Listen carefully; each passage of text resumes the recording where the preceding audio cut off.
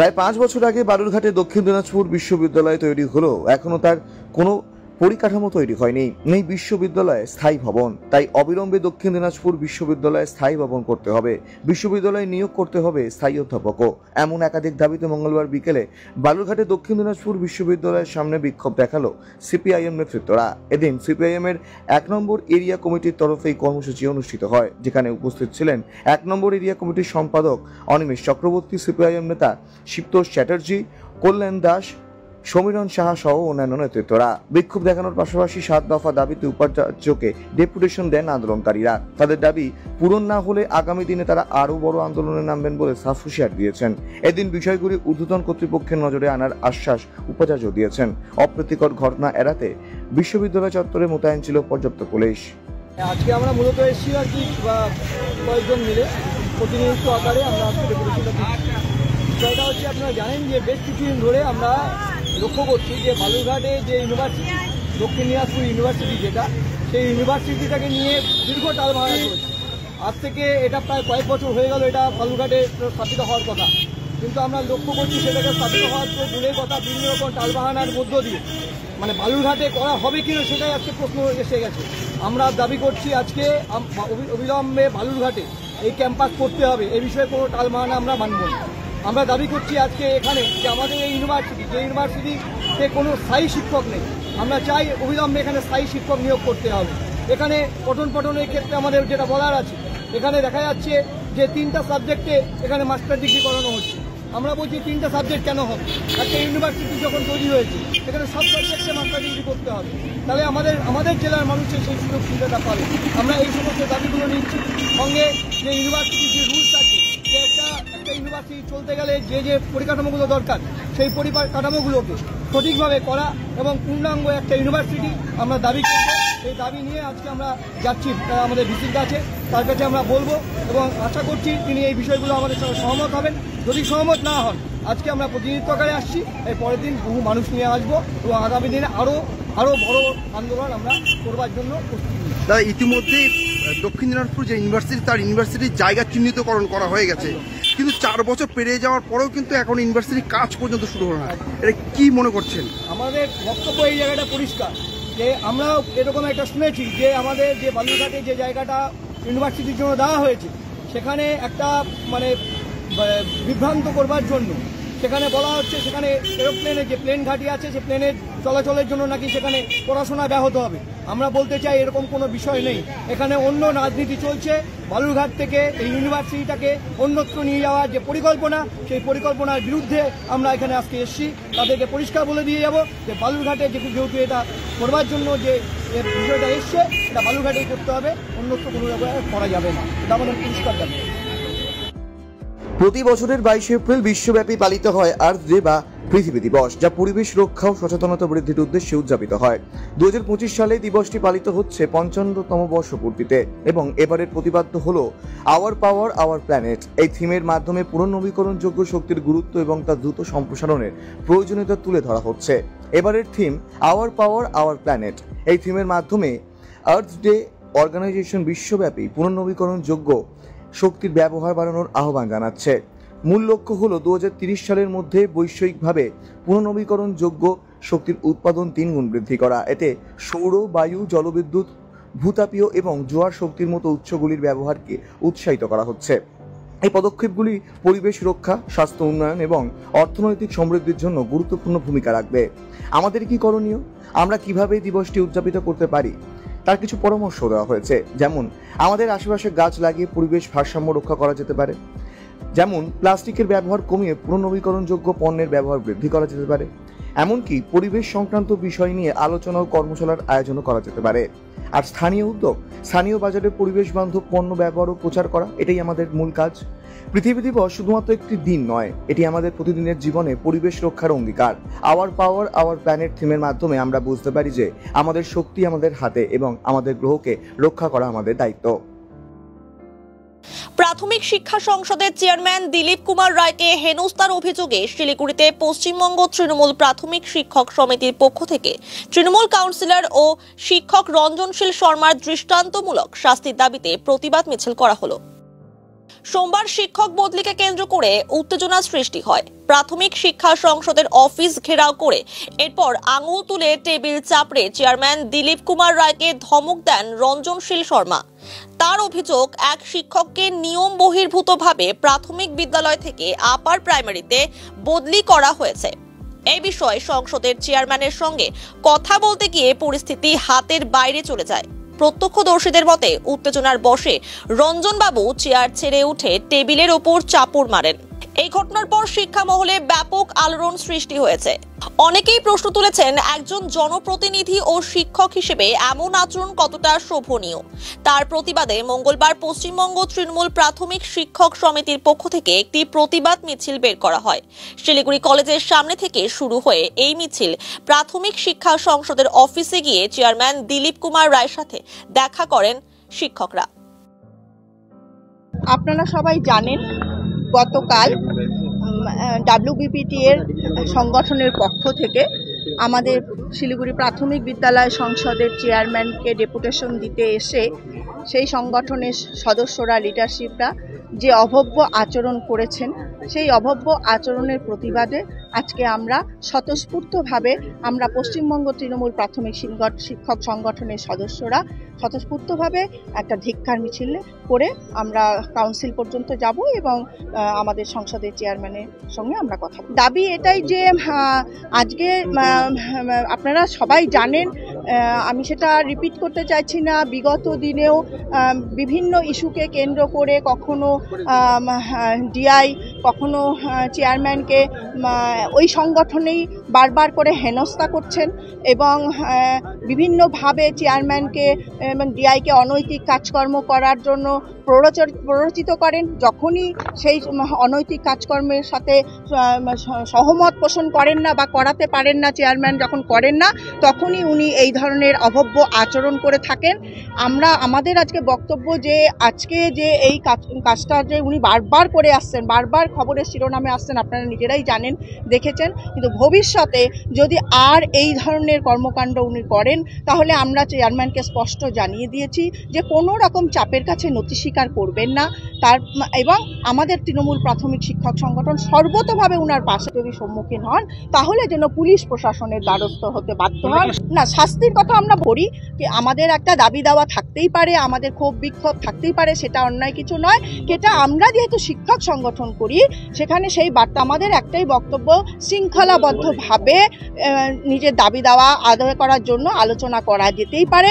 এই ধরনের যে একটা আমাদের কর্মসূচি, উনি যে সংগঠনটা করে, দ্যাট ইজ পশ্চিমবঙ্গ প্রাথমিক শিক্ষক সংগঠনের সম্পর্ক নেই, তৃণমূল দলের ব্যানারের সংগঠন করি হচ্ছে আমরা পশ্চিমবঙ্গ তৃণমূল প্রাথমিক শিক্ষক সংগঠনটা বেসিক্যালি নেওয়াই হয়েছে আমাদের সাংগঠনিকভাবে, সংগঠনগতভাবে আমাদের যে উনার যে আচরণ, এই আচরণের এগেনস্টে আমাদের এই কর্মসূচিটা সম্পূর্ণ আমাদের সাংগঠনিক এবং সংগঠনের একজন ডিপিএসসি টিচাররা, এটা সিনিয়র টিচাররা এবং নেতৃত্বজন মনে করেছে যে এর একটা ধিক্কার মিছিল হওয়াও দেখেছেন, বারবার এই ধরনের আচরণ উনি করেই থাকছেন। দল ব্যক্তিগত ইন্টারেস্ট কিছু আছেন বলে উনি তো তৃণমূলের সংগঠন করছেন না, তাহলে সেক্ষেত্রে তো আমি সেটা উত্তর দিতে পারবো না যে উনি কেন এই ধরনের দলের না। আমরা শাস্তি আমরা চাইতে পারি না, কারণ আমাদের শুধু প্রতিবাদ কর্মসূচি, আজকে আমরা এই প্রতিবাদটুকুই জানাই। আজকে দুই সংগঠন, আমাদের পশ্চিমবঙ্গ তৃণমূল প্রাথমিক শিক্ষক সমিতি এবং পশ্চিমবঙ্গ তৃণমূল মাধ্যমিক সমিতির প্রতিনিধি এবং সদস্যরা আজকে এখানে প্রতিবাদ পথসভা এবং প্রতিবাদ মিছিল ওনারা করে এখানে এলেন এবং ওনারা দুঃখ প্রকাশও করলেন যে একজন শিক্ষক এরকম আচরণ নিয়ে সংসদ অফিসে কথা বলবেন, এটা শোভনীয় নয়। তো যাই হোক, এই ব্যাপারে আমি কি বলবো, উনিও শিক্ষক, আমরাও শিক্ষকতা পেশার মধ্যেই রয়েছি।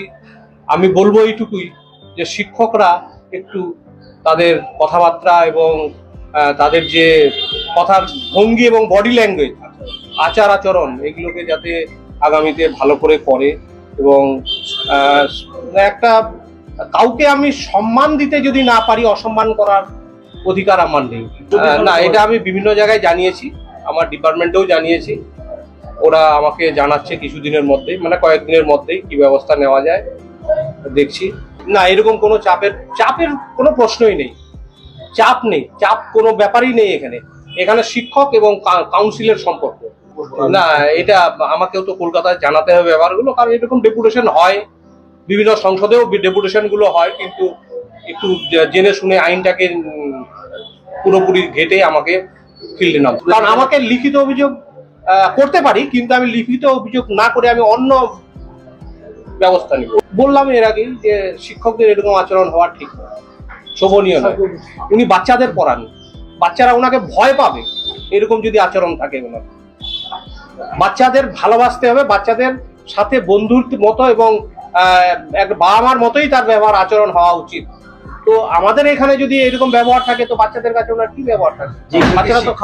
বাচ্চারা যদি এই কালকে টিভি মিডিয়া এরকম দেখেছেন, ওনার রূপও যদি বাচ্চারা যদি দেখে থাকেন কালকে, তো বাচ্চারা ভয়ে ভীত হয়ে আছে আমার মনে হয়। ওটা আমি এসআইয়ের কাছ থেকে রিপোর্টটা নিয়ে নিই। হ্যাঁ, এসআইকে চিঠি দেওয়া হয়েছে।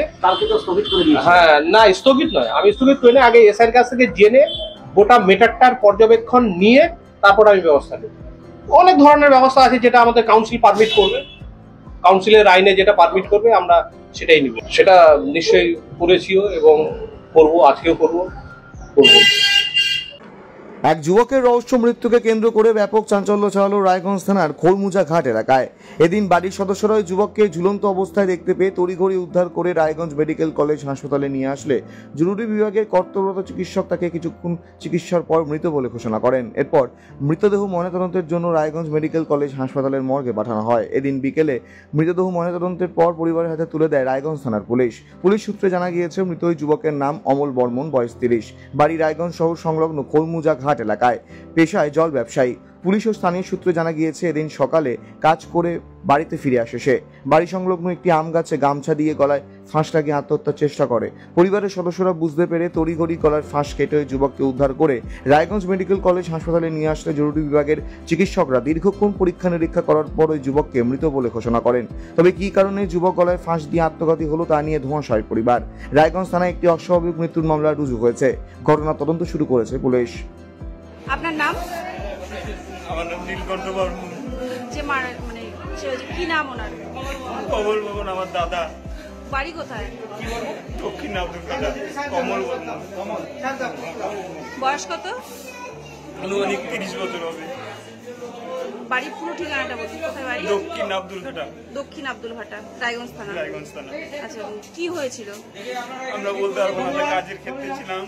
বাড়ি থেকে শুনি যে এরকম দাদা সুইসাইড করেছে। কোথায়? বাড়ির পাশেই। কিসের সাথে? গাছের সাথে। কি কারণ বলতে পারবো না। আজকে সকালে আমার সাথে কথা বলতো দাদা। কি করতো? ও কাজ করতো, জলের ফ্যাক্টরিতে কাজ করতো। ও অ্যাকচুয়ালি করতো মুক্তি লাইব্রেরির, মুক্তিকান্ডারির। এখান থেকে ও 30। বউ আছে না, এমনি কোনো পারিবারিক অশান্তি? না, পারিবারিক কোনো অশান্তি নেই। জানি না আমরা কি হবে। কেউ মানে খেট করতো বা ই করতো? না, ওরকম কিছু বলতে পারছি না আমরা। ও কাজ ওখান থেকে কাজ ওকে বন্ধ করে দেওয়া হয়েছে। ও কাজ করবে না ওখানে, নিজেই বলেছে। জানি না ঠিক আছে। ওর বাবার কি নাম? বাবার নাম অশ্বিনী বর্মন। রোশনি বর্মন। মানে যেখানে কাজ করছে না, কাজ করবে না? না, কাজ করবে না, ওকে এখান থেকে নিয়ে এসছে। কি কারণে জানি না কি কারণে। অ্যাকচুয়ালি ও বলেছিল ওর কাজ করতে ভালো লাগে না। এখন আর কোনো কাজ করতো না? না, কিছুদিন ও বলেছিল ওর একটু শরীর ভালো ছিল না, এর জন্য ওকে বাড়িতে রাখা হয়েছে। শারীরিক সমস্যা ছিল? আমি বলতে পারছি না আমি সঠিকটা, কিন্তু আমার কাকার ছেলে হবে। না, দাদা কোনো নেশা করতো না। আজকে সকালে আমার সাথে ও কথা বললো। কয় ভাই? ও বাপের এক ছেলে, আমি হচ্ছে ওনার জেঠুর ছেলে হবো। বাবার নাম? বাবার নাম রশ্মি বর্মন। মায়ের নাম? মার নাম মনে করতে পারছি না। কাকিমার নাম, কাকিমাটা কি নাম? অনিতা বর্মন। ঘরের আমার বাড়ির পাশে, দাদার বাড়ির পাশে। কি কোন গাছে? গাছে নাকি? গাছে। আমরা তো কাজের ক্ষেত্রে থাকি। কি গাছ ছিল? গামারি গাছ। কি দিয়ে? সুপ্রিম কোর্টের নির্দেশে প্রায় 26,000 জনের চাকরি বাতিল হয়েছে। তবে সুপ্রিম কোর্টের নির্দেশেই সাময়িক স্বস্তিতে রয়েছে চাকরিহারারা। এমন পরিস্থিতিতে চাকরিহারা শিক্ষকরা যোগ্য ও অযোগ্য তালিকা প্রকাশ করার জন্য আন্দোলনে নেমেছেন। গতকাল কলকাতার এসএসসি ভবনের সামনে সারারাত আন্দোলন চালিয়েছেন চাকরিহারা শিক্ষকরা। গতকাল তালিকা প্রকাশের কথা বলা হলেও তা করা হয়নি। সমাজ গড়ার কারিগরেরা রাস্তায় নেমে আন্দোলন করছেন। তাদের আন্দোলনে শিক্ষিত সুশীল সমাজ পাশে দাঁড়িয়েছে। এমন পরিস্থিতিতে চাকরিহারা যোগ্যদের পাশে দাঁড়াতে এবার আন্দোলনে নামলো বালুরঘাটের শিক্ষকেরা। মঙ্গলবার বিকেলে বালুরঘাট থানা মোড়ে মানববন্ধনের মাধ্যমে রাজ্য সরকারের প্রতি ক্ষোভ উগরে দেন তারা। এদিন বিকেলে বালুরঘাট থানার সামনে রাস্তা জুড়ে মানববন্ধন কর্মসূচি করেন শিক্ষক শিক্ষিকারা। মূলত বাম মনোভাবাপন্ন সংগঠনগুলির শিক্ষক শিক্ষিকারা এদিন এই মানববন্ধনে অংশগ্রহণ করেন। বালুরঘাট শহরের প্রাণকেন্দ্র থানা মোড়ে এই মানববন্ধনের ফলে রাস্তা অবরুদ্ধ হয়ে পড়ে। কিছুক্ষণের জন্য যান চলাচল বন্ধ হয়ে যায়। মানববন্ধন কিছুক্ষণ চলার পর বালুরঘাট থানার পুলিশ এসে অবরোধ তুলে দেয়। কি উদ্দেশ্যে করা হচ্ছে মানববন্ধনটা? দেখুন, 2016 এসএসসি যারা যোগ্য অযোগ্য সেই তালিকাটা প্রকাশ না করার জন্য যারা যোগ্য শিক্ষক এবং শিক্ষাকর্মী তারা আজ চাকরি বাতিল হয়ে গেছে। সরকার কোনোভাবে শিক্ষা দপ্তর, এসএসসি, মধ্যশিক্ষা পর্ষদ তাদের নিয়ন্ত্রণে পরীক্ষাটা হয়েছিল। তারা পরীক্ষাটা নিয়েছিলেন, তারা তাদেরকে নিয়োগ করেছিলেন, সেখানেই দুর্নীতি হয়েছে। কিন্তু সেই দুর্নীতির দায়টা আজকে যোগ্য শিক্ষক শিক্ষাকর্মীদের উপরে পড়ে যাচ্ছে। যারা যোগ্য শিক্ষক শিক্ষাকর্মী তাদের তালিকাটা কোনোভাবেই দেওয়া হচ্ছে না, প্রকাশ করা হচ্ছে না, এবং তাদের চাকরিটা বাতিল হয়ে গেছে। তাই তারা আজ রাস্তায় ধর্নায় প্রচণ্ড কষ্টের মধ্যে, এবং গোটা শিক্ষক সমাজ যারা বিবেকবান মানুষ আজকে তাদের সঙ্গে তাদের এই আন্দোলনকে সমর্থন করছে। তাই তাদের জন্য আমরা আজ রাস্তায়। তারা সসম্মানে পুনর্বহাল হোক এবং যারা দুর্নীতিগ্রস্ত তাদের যেন ধরা হোক। যারা প্রকৃত চাকরি বিক্রি করেছে সেই দুর্নীতিগ্রস্ত যেন ধরা হোক। আপনার নাম? অর্ণব চৌধুরী, শিক্ষক। যোগ্য প্রশাসকদের জন্য যোগ্য শিক্ষকেরা আজ পথে বসেছে। রাজপথ যাদের ঠিকানা হয়েছে তাদের প্রতি সহমর্মিতা জানাতে এবং সমবেদনায় আমরা আজকে একত্রিত হয়েছি। আপনার নাম? একতা দে। আজকে মানববন্ধন আমাদের মাস্টারমশাইরা, শিক্ষক সমাজ আজকে ভীষণভাবে এই সরকারের দ্বারা প্রতারিত এবং বঞ্চিত।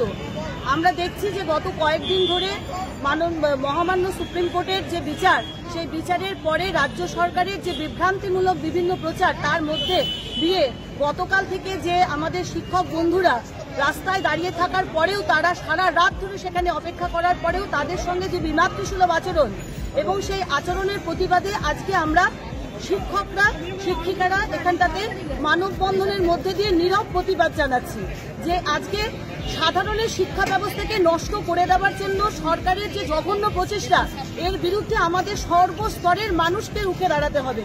এটা আমাদের শিক্ষা ব্যবস্থাটাকেই নষ্ট করে দেওয়ার একটা জঘন্য প্রয়াস বলে আমরা মনে করছি, এবং আমাদের রুজি রোজগারের মধ্যে একটা আঘাত হানার চেষ্টা, এবং সরকারের প্রাতিষ্ঠানিক দুর্নীতির জন্য আমাদের সাধারণ শিক্ষক শিক্ষিকারা ভুক্তভোগী।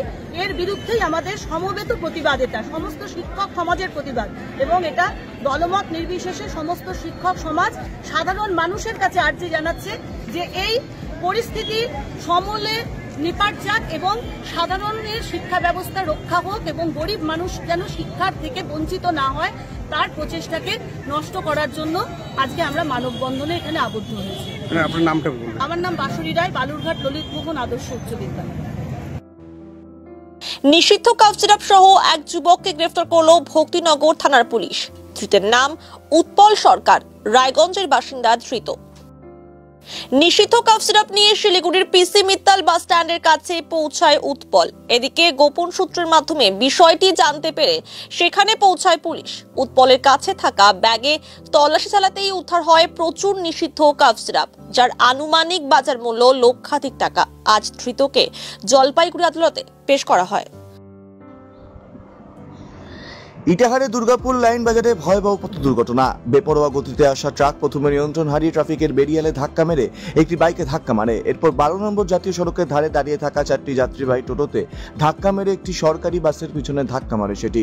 এই ঘটনায় বাইক ও টোটোর যাত্রীরা রাস্তায় ছিটকে পড়েন। দুমড়ে মুচড়ে যায় বাইক ও টোটোগুলি, রাস্তায় উল্টে যায় দুটি টোটো। ঘটনায় গুরুতর জখম হন বেশ কয়েকজন মহিলা, পুরুষ, শিশু সহ অন্তত প্রায় 9 জন। তাদের সকলকে স্থানীয়রা উদ্ধার করে সরকারি রায়গঞ্জ মেডিকেল ভর্তি করেন। পুলিশ সূত্রে খবর তাদের মধ্যে কয়েকজনের অবস্থা আশঙ্কাজনক। খবর পেয়ে ঘটনাস্থলে পৌঁছায় ইটাহারের পুলিশ। তারা ঘাতক ট্রাকের চালককে গ্রেফতার করে এবং ট্রাকটি আটক করে থানায় নিয়ে যায়। একটি দুঃসাহসিক চুরির ঘটনা তদন্তে নেমে চোরকে গ্রেফতার করলো হেমতাবাদ থানার পুলিশ। পুলিশ সূত্রে জানা গিয়েছে ধৃতের নাম গুলজার হোসেন, বয়স 28, বাড়ি হেমতাবাদ থানার বাহারাইল এলাকায়। ধৃতের বিরুদ্ধে ভারতীয় ন্যায় সংহিতা আইনের চুরির অভিযোগ দায়ের করেছে হেমতাবাদ থানার পুলিশ। এদিন অর্থাৎ সোমবার ধৃতকে রায়গঞ্জ মুখ্য বিচার বিভাগীয় ম্যাজিস্ট্রেট আদালতে তোলা হলে বিচারক 3 দিনের পুলিশি হেফাজতের নির্দেশ দেন। রায়গঞ্জ সিজেএম কোর্টের সরকারি আইনজীবী নীলাদ্রি সরকার বলেন, তদন্তের সাথে অভিযুক্তকে দুষ্কৃতীকে পুলিশি হেফাজতের নির্দেশ দিয়েছেন বিচারক। পুলিশ সূত্রে জানা গিয়েছে চলতি মাসে 17 তারিখে হেমতাবাদ থানার বিষ্ণুপুরের বাসিন্দা পঞ্চানন রায়ের বাড়ি থেকে নগদ টাকা ও সোনার অলংকার চুরি হয়। সেই ঘটনায় হেমতাবাদ থানায় লিখিত অভিযোগ দায়ের হয়ে অভিযোগের ভিত্তিতে সিসি ক্যামেরার ফুটেজ দেখে এদিন ভোররাতে কুখ্যাত দুষ্কৃতী গুলজার হোসেনকে গ্রেফতার করে হেমতাবাদ থানার পুলিশ। এদিন অর্থাৎ সোমবার রায়গঞ্জ মুখ্য বিচার বিভাগীয় ম্যাজিস্ট্রেট আদালতে তোলা হলে বিচারক 3 দিনের পুলিশি হেফাজতের নির্দেশ দেন। তার ঠিকাদারি সংস্থাকে নিয়মিত মাস মাইনে প্রদান করতে হবে, এই দাবিতে আজ তৃণমূল শ্রমিক সংগঠনের পক্ষ থেকে বিদ্যুৎ দপ্তরে ডেপুটেশন দেওয়া হলো। পশ্চিমবঙ্গ রাজ্য বিদ্যুৎ বোর্ড এমপ্লয়িজ ইউনিয়নের পক্ষ থেকে আজ ডেপুটেশন দেওয়া হয়। শ্রমিক সংগঠনের নেতৃত্বে প্রেমকমল রায় চৌধুরী বলেন, ইসলামপুর ডিভিশন ও সাব ইঞ্জিনিয়ারের কাছে ডেপুটেশন প্রদান করা হলো। আমরা 7 দিন সময়সীমা দিয়েছি, এই 7 দিনের মধ্যে সমস্ত কিছু ঠিক করতে হবে, নইলে বৃহত্তর আন্দোলনে যেতে বাধ্য হব। যারা ক্যাজুয়াল লেবার, যারা স্থায়ী নেই, আমরা এজেন্সির মাধ্যম দিয়ে ওরা কাজ করে। সেই এজেন্সির 3 শিফট নেয়। গোয়ালা কনস্ট্রাকশন, তার নাম হচ্ছে গোয়ালা কনস্ট্রাকশন, বিজু গোয়ালা। আজকে মার্চ মাসের মাইনেটা দিল হচ্ছে 21শে এপ্রিল, রাত্রিবেলা মাইনা ঢোকালো, মজুরি ঢোকালো।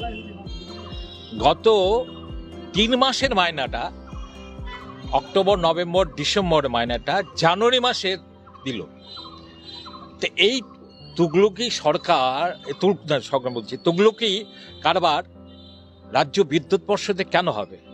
যেখানে সরকার আমাদের, যেখানে মুখ্যমন্ত্রী, জনদরদী মুখ্যমন্ত্রী আমাদের, আমরা বিদ্যুৎ দপ্তরের মন্ত্রী অরূপ বিশ্বাস আমাদের, অতএব এই তুগলুকি কাণ্ড ইসলামপুরে কেন হবে? কি করছে? এই করছে এরা। প্রশাসনকে আমি বলে আসছি যে আপনি যদি 7 দিনের মধ্যে যদি এর সোরা না করতে পারেন, নাই মাইনরিটি যেটা দিয়েছি সেটা 7 দিনের মধ্যে যদি না দেন, আমি বৃহত্তর আন্দোলন করব। আমি এখানে বসে যাব, আমি অফিসের সামনে বসে গিয়ে আন্দোলন করব এবং সে আন্দোলন চরম আকার নেব। যদি এই জিনিসটা চলতে থাকে, আজকে বিদ্যুৎ দপ্তরের এই জিনিসটা চলতে থাকে, এখানে তো ওরা পয়সা পেয়ে যাচ্ছে, এজেন্সিরা প্রতি মাসে তারা টাকা দিয়ে দিচ্ছে, প্রশাসন তারা বিল করছে, প্রশাসন সঙ্গে সঙ্গে টাকা দিয়ে দিচ্ছে। ওয়ারাস কেন হবে এটা? এদেরকে ঘর বাড়ি নেই, ফ্যামিলি নেই, এরা চলবে কি করে? একজন অসুস্থ হয়ে হসপিটালে ভর্তি হয়েছে, তার সব গলব্লাডার স্টোন হয়েছে, 1 লাখ টাকার স্বপন বলে একটা মিস্ত্রি, 1 লাখ টাকার মতো খরচ হয়ে গেছে। ভূক্ষেপ নেই, প্রশাসনের ভূক্ষেপ নেই, আমার এজেন্সির ভূক্ষেপ নেই। কেন? কতজন আছে এজেন্সির আন্ডারে? 19 জন কাজ করছে। আজকে 19 জনের মাইনা আজকে 21 তারিখে রাত্রিবেলা পেল। কতদিনের বাকি আছে? মার্চ মাসের, আর আগে ছিল 3 মাস। 3 মাসের একবারে মাইনা জানুয়ারি মাসে দিয়েছে। মানে কত মাসের বকেয়া আছে? এখন আর বকেয়া নেই। এখন এই মাসে, এপ্রিল মাসটা আমরা বলেছি 1 তারিখ থেকে 7 তারিখের মধ্যে পেমেন্ট করার জন্য। যদি না করে তাহলে আমরা কিন্তু বৃহত্তর আন্দোলনে যেতে বাধ্য হব। আমি ডিভিশনাল ম্যানেজারকে বলে আসছি, আমি উপরে সিনিয়রকেও বলেছি। শুধু তাই না, আচ্ছা ইএসআই কার্ডটা যেটা খুবই দরকার, এই হেলথ ইন্স্যুরেন্সের কার্ডটা এখনো পর্যন্ত এরা পায়নি। নাইট শিফট অ্যালাউন্সটা পাইনি। তারপরে ডিউটি রোস্টারটা বলছে দিয়ে দিয়েছি, তো ডিউটি রোস্টারটা ঠিক আছে, আমরা এই গত মাসে পেয়েছে, ওরা গত মাসে পেয়েছে। তো এখন আমরা চাইছি এর বিরুদ্ধে যেন ডিপার্টমেন্টে অ্যাকশন নেয়। ডিপার্টমেন্টকে অ্যাকশন নেয়। আমরা তো চিনবো না, আমরা কোন এজেন্সি আছে আমরা চিনবো না, আমরা ডিপার্টমেন্টকে চিনি। কেন? ডিপার্টমেন্টে কাজ করে এরা বিদ্যুৎ থেকে যাতে অব্যাহত থাকে, রেগুলার বিদ্যুৎ কনজিউমাররা পায় এবং সেই ব্যবস্থাটা এরা করে। অর্থাৎ ডিপার্টমেন্টের দায়িত্ব যে ডিপার্টমেন্ট কি করে করবে এবং তাদের দাবি দাওয়া কি করে মিটার করবে। সেই জন্য আমরা ডিভিশনাল ম্যানেজারকে আমরা ডেপুটেশন দিয়েছি, স্টেশন ম্যানেজারকে ডেপুটেশন দিলাম এবং বলেছি 7 দিনের মধ্যে আমরা রেজাল্ট চাই। না হলে আমরা বৃহত্তর আন্দোলনে যেতে বাধ্য থাকবো। কি নাম আপনি? আমার নাম প্রেম কমল রায়চৌধুরী, আমি ইসলামপুর ডিভিশনের president, WBSAB employees union INTTUC এবং কেন্দ্রীয় কমিটির মেম্বার। উত্তরকর্ণের কাছে ওভারব্রিজে বাস ও বাইকের সংঘর্ষে আহত বাইক চালক। মঙ্গলবার সকালে শিলিগুড়ি সংলগ্ন উত্তরকন্যা সংলগ্ন ওভারব্রিজে একটি বেসরকারি বাস ও বাইকের মধ্যে সংঘর্ষ হয়।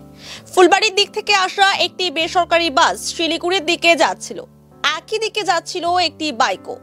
ওভারব্রিজে ওঠার সময় হঠাৎই দুই গাড়ির মধ্যে সংঘর্ষ ঘটে। সংঘর্ষে বাইকটি বাসের নিচে ঢুকে যায়, আহত হন বাইক চালক।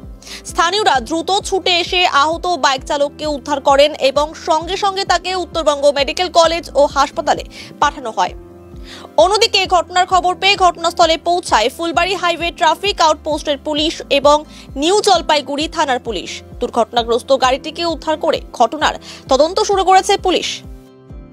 দাদা, আমি বাইক নিয়ে আসতেছিলাম, আসার সময় দেখলাম একটা বাইক আসছিল, এই গাড়ির সামনে পড়ে গেল। বাইকের উপরে সামনে চাকা চলে গেল, বাইকের খুব আহত হয়েছিল, মেডিকেলে যাওয়া হয়েছে।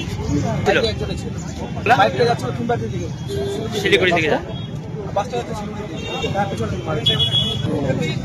হতে পারে ওভারটেক করতে গেছে বাসটা, বাইক চলে গিয়ে একটু আহত হয়েছে, হয়তো হাত পা ছিঁড়ে গেছে। বাসটা সামনে চাকা চলে গেছে, বাড়িতে চাকা। এটা হচ্ছে উত্তরকন্যা একদম ব্রিজের সামনে। রহস্যজনকভাবে গলায় ফাঁস লাগিয়ে মৃত হলো এক বৃদ্ধের। ঘটনাটি ঘটেছে উত্তর দিনাজপুর জেলার করণদিঘি থানার জোলকা সাদিপুর গ্রামে। মৃত বৃদ্ধের নাম রসিক সিং, বয়স 60 বছর। মৃতের বাড়ি সাদিপুর গ্রামে। স্থানীয় বাসিন্দারা জানিয়েছেন বেশ কিছুদিন আগে পারিবারিক বাড়ির জমি নিয়ে গন্ডগোল, মারপিট হয়। করণদিঘি থানায় লিখিত অভিযোগ দায়ের হয়। করণদিঘি থানার পুলিশ একজনকে আটক করে।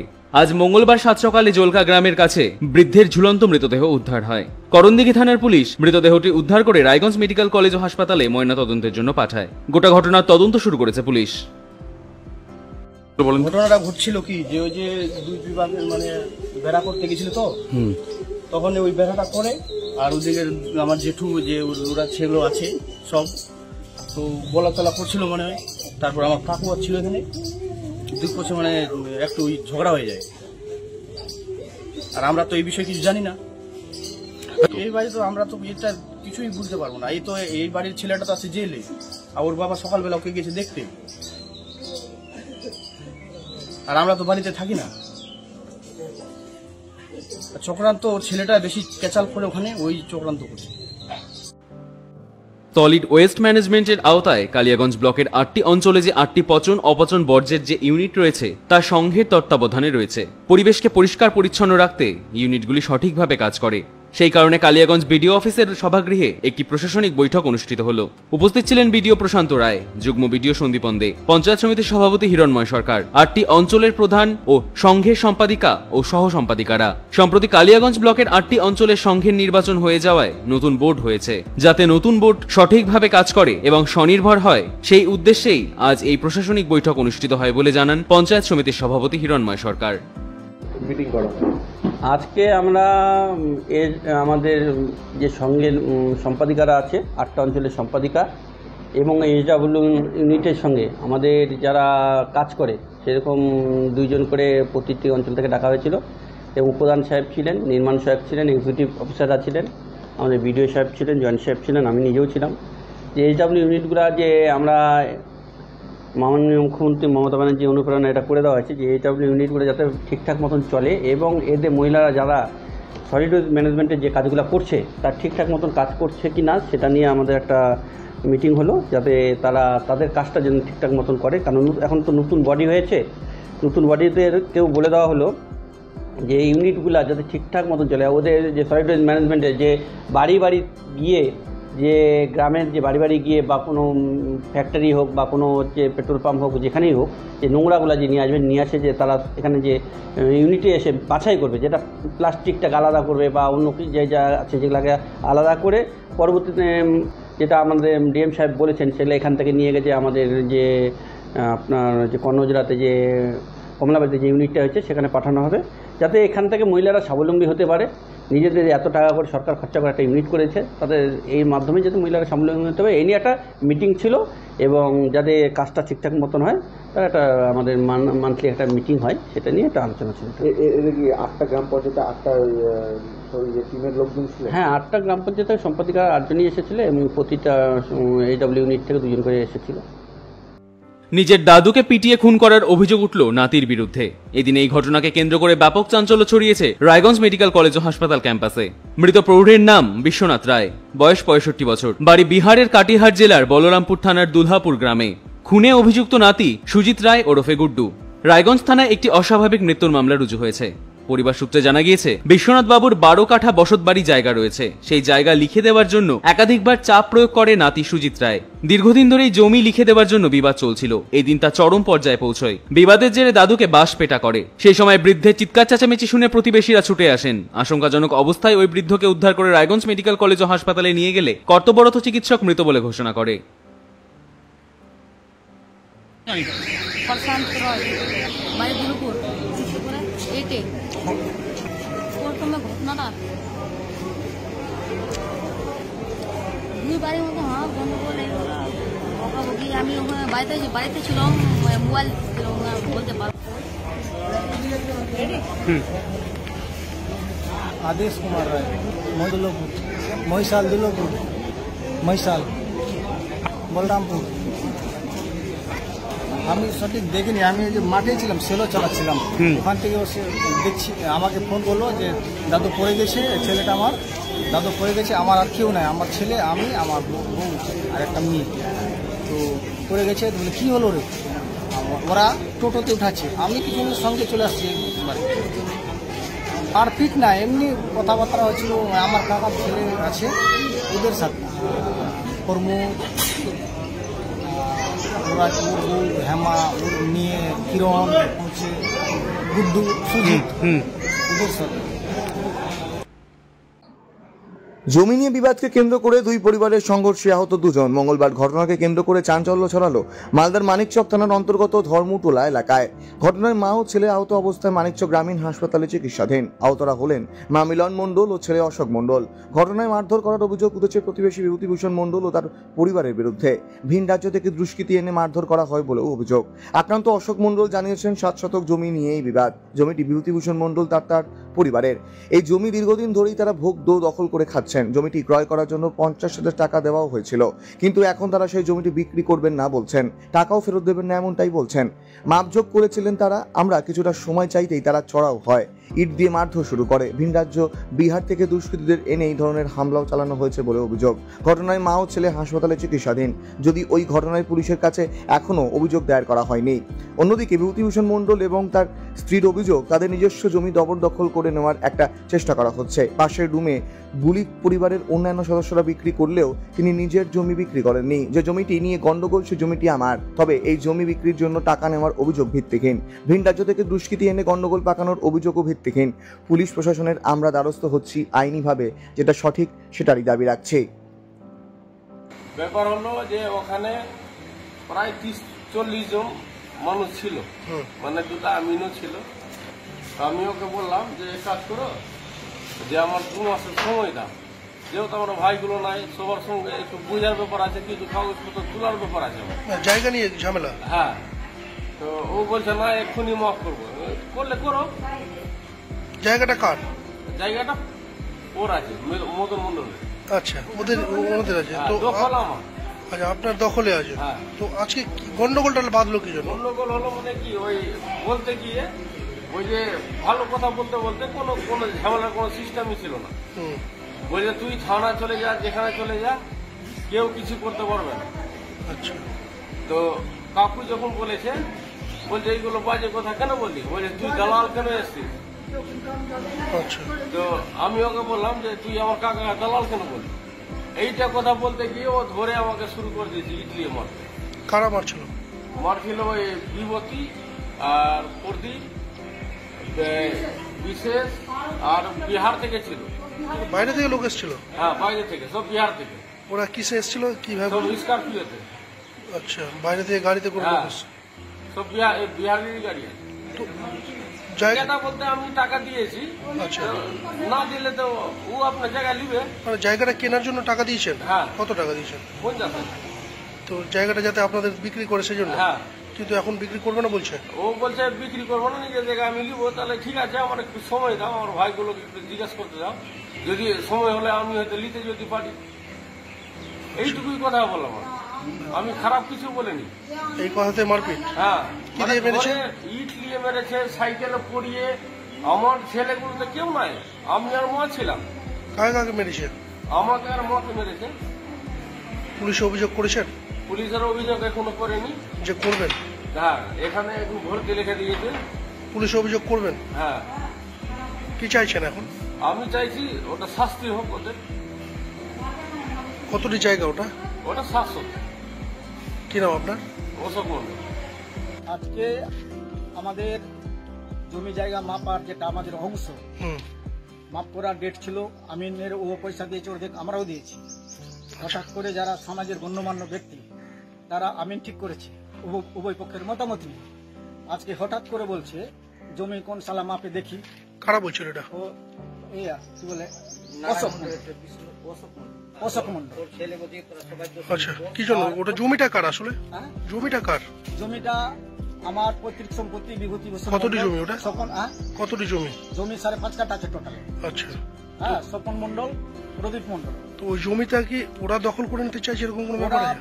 ওরা মানে এবার আমার ফসল দিনই গোটাটা ঘিরে টিরে আর সব সময় যারা 10 মিনিট দাঁড়া না, তারপরে মজা দেখিয়ে দিচ্ছি কি করে জমিতে আমি নামাচ্ছি। ওরা কি ভোগ দখল করতে এতদিন? হ্যাঁ, ওদের কি ভোগ দখল? ওরা ভোগ দখল কি মানে আমাদের ওইটা টোটালটাই আমাদের সবারই জমি। আমার অংশটা আছে, আমি বিক্রি করিনি। কিছু ভেস্ট আছে, ওটা ভেস্টটা আমরা ছেড়ে দিলাম। ভেস্ট আমি কোথায় যাবো হাত বাড়া? তো 2 বছর থেকে আমরা মানে আলোচনায় বসে না, উল্টো ছেড়ে দিবে। তোর জমি আছে, নেপেলে আর কোনো সুরাতে আলোচনায় বসছে না।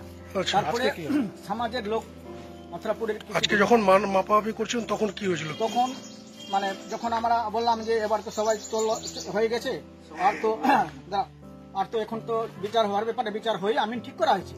স্পটে চলেন, ও বলছে কোন সালা যাবে দেখি, সালাকে টোন করে দিবে হাসপালিয়ে। হ্যাঁ, জমিতে কোন সালা নামে। তারপর মারপিট লেগে যায়। তারপর মারপিট লাগেনি। আমি হারে তোরা ডেট নিলি, আবার কোনই চাইছিস? বারবার বিচারই হবে 2 বছর ধরে। হ্যাঁ, তারপরে এসে তোর কোমর হতে বাস এসে আমার উপরে ঝাঁপিয়ে পড়ে গেল। আমার কামড়ে নিল হাতে, বুকে মেরেছে, অন্য কষায় মেরেছে, কিলকুট চোর খুব মেরেছে আমাকে।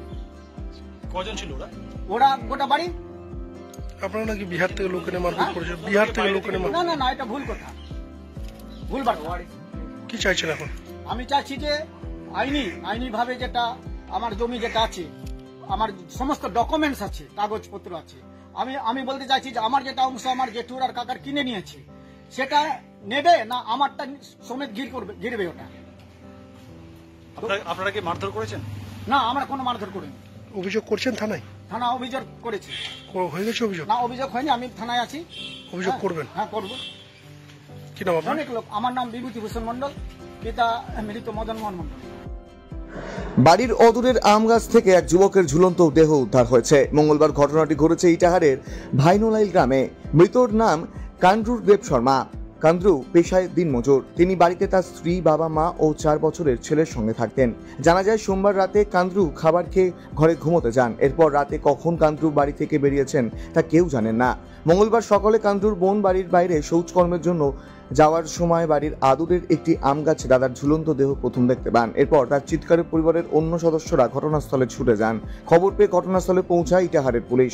তার দেহ উদ্ধার করে ইটাহার গ্রামীণ হাসপাতালে নিয়ে আসলে চিকিৎসকরা কান্দ্রুকে মৃত বলে ঘোষণা করেন। এরপর পুলিশ একটি অস্বাভাবিক মৃত্যুর মামলা করে দেহ ময়নাতদন্তের জন্য রায়গঞ্জ মেডিকেলের মর্গে পাঠায়। মৃতের জেঠু খুশি দেব শর্মা জানান, পরিবারের কোনো ঝগড়া অশান্তি কিছুই ছিল না। তারপরেও কেন কান্দ্রু এমন ঘটালেন তা বুঝে উঠতে পারছেন না তারা।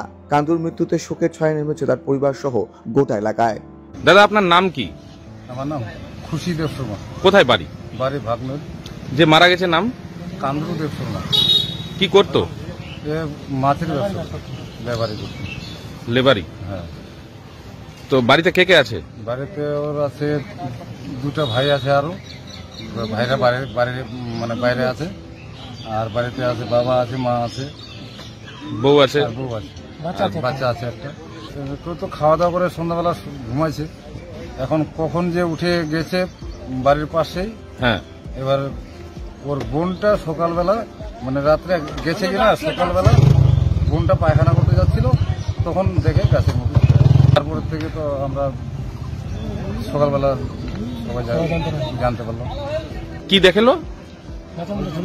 রসিকে গলায় ফাঁস দিয়ে ঝুলে আছে।